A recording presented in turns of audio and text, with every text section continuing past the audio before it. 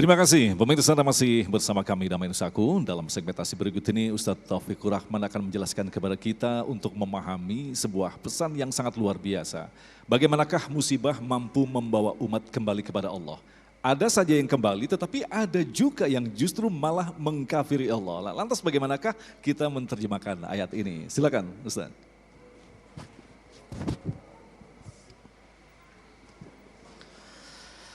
Assalamualaikum warahmatullahi wabarakatuh.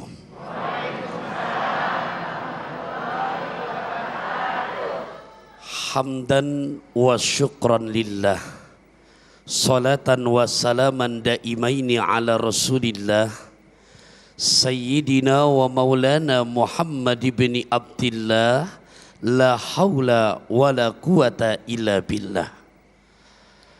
Pemirsa Damai Indonesiaku TV One dimanapun Anda berada, jamaah Masjid At-Taqwa RW 10 Pondok Ungu Permai rahimakumullah.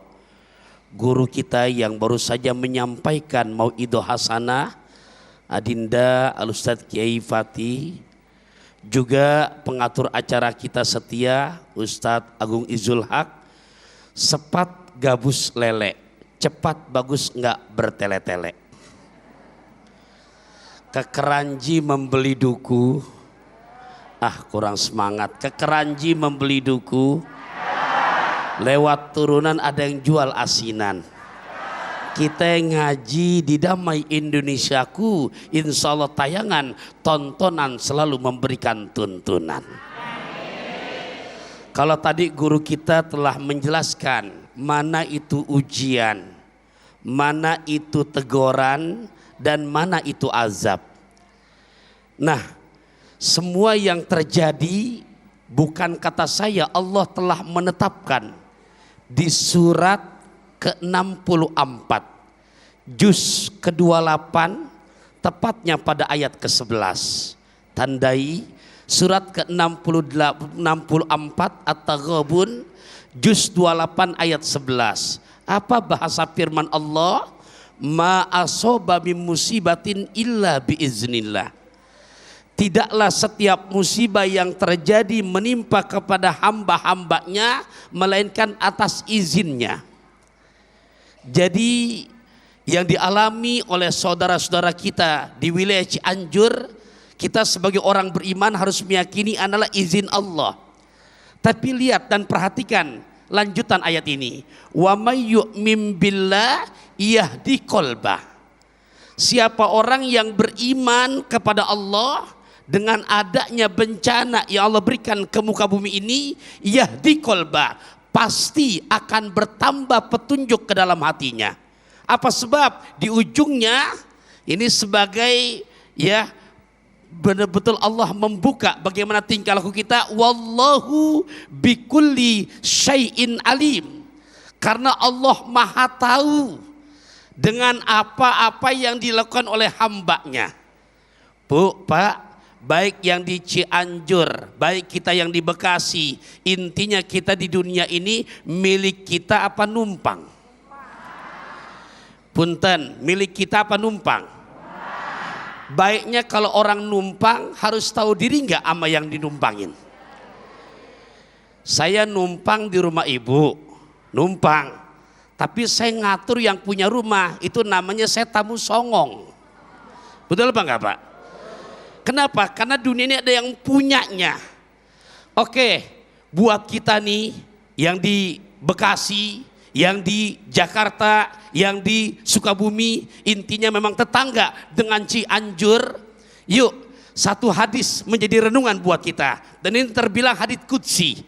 Jadi maknanya dari Allah, lafadznya dari baginda Rasulullah.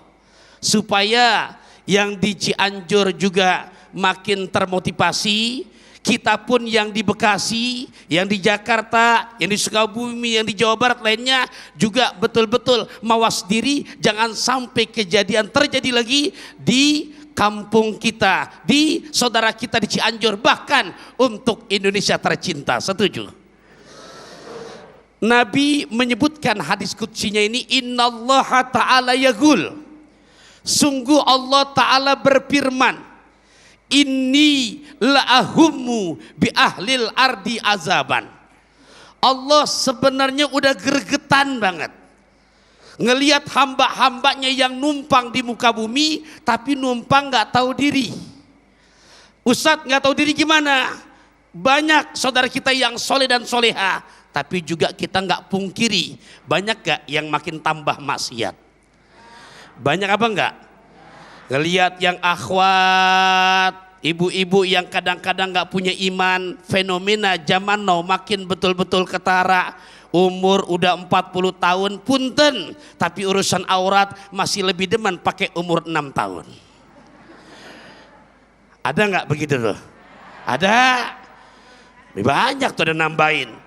Urusan kewajiban 5 waktu yang padahal kita numpang sama Allah, tapi mohon maaf tinggal di bumi Allah yang kita cari anugerah dari Allah, tapi sama Allahnya kita lupa. Mana? Sering jadi sindiran, subuh kesiangan, zuhur kerepotan, asar di perjalanan, maghrib isya tuh apalah.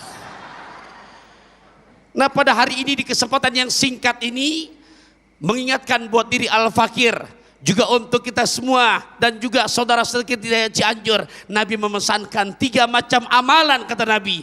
Di saat kita istiqomahkan, Allah mau nurunin bencana nggak jadi. Analoginya, ibu udah gregetan pengen ngomel sama bocah, tenggorokan udah kencang pengen nyerocos. Lagi mau nyerocos, ada yang beri salam, ibu lihat, RI 1 datang. Kira-kira jadi nyerocos apa enggak tuh? Tuh gambarannya begitu. Mana itu 3 amalan? Mudah-mudahan betul-betul kita yang belum terjadi nih di Bekasi, di Jakarta, di Sukabumi, juga di Jawa Barat, juga di Indonesia. 3 amalan ini betul-betul kita pakai. Bu, Pak, saya enggak lama-lama nih karena waktunya sangat singkat. Siap disimak? Kepiting di dalam kerang, kerang dicapit batu, pasang kuping biar terang, saya sebutkan satu persatu. Oke? Ada tokek ketimpuk batu, oke lah kalau begitu. Ada berapa tadi kata Nabi? Yang pertama, Bapak Ibu pemirsa Damai Indonesia dimanapun Anda berada, di saat kita makin istiqomahkan perbuatan ini, apa? Ila ummari buyuti. Allah nggak jadi turunkan bencana. Allah nggak jadi turunkan bencana ke kampung kita, ke negeri kita. Kenapa? Di saat Allah melihat hamba-hambanya yang tinggal di muka bumi makin istiqomah memakmurkan rumahku. Memakmurkan apa? Rumah Allah di muka bumi itu apa, Pak? Masjid. Yuk, bukan menggurui, mengajak nih kita semua, terutama yang laki-laki, karena jujur yang namanya ke masjid, Bu, perjalanan yang terberat dan terjauh melangkahkan kaki kita ke masjid, Pak. Betul Pak enggak? Berapa banyak yang sampai hiking ke gunung tinggi tapi nggak nyampe ke masjid. Tuh baru satu, Mas Agung udah berdiri. Jadi penasaran, rambutan nyonya dari Pasar Minggu. Ntar pembahasan selanjutnya kita tunggu. Wow, saya harus menyiapkan pantun juga nanti nih. Silakan kembali ke tempat duduk. Baik, pemirsa yang dirahmati Allah, insya Allah di segmentasi yang berikutnya nanti kita siapkan 3 segmen untuk mendalami tema yang sangat menarik ini. Untuk itu kita berikan kesempatan terlebih dahulu kepada Bapak Babul Heri menyampaikan pertanyaannya.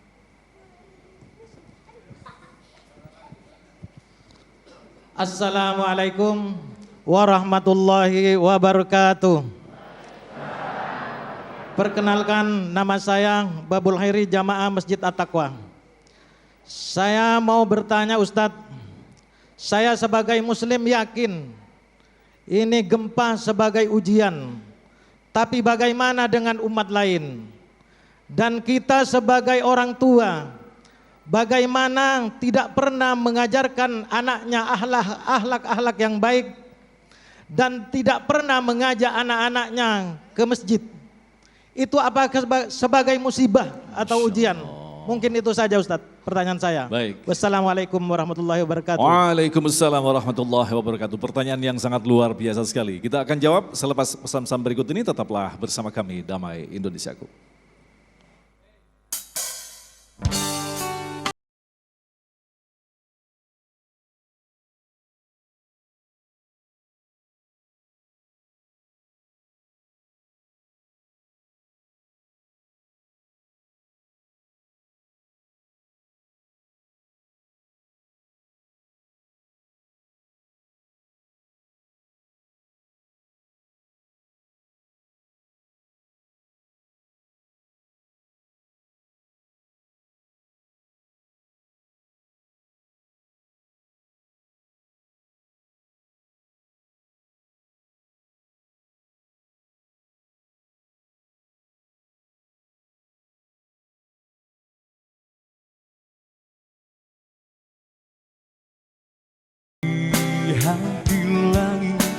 kesempurnaan hatiku, kau cinta pertama.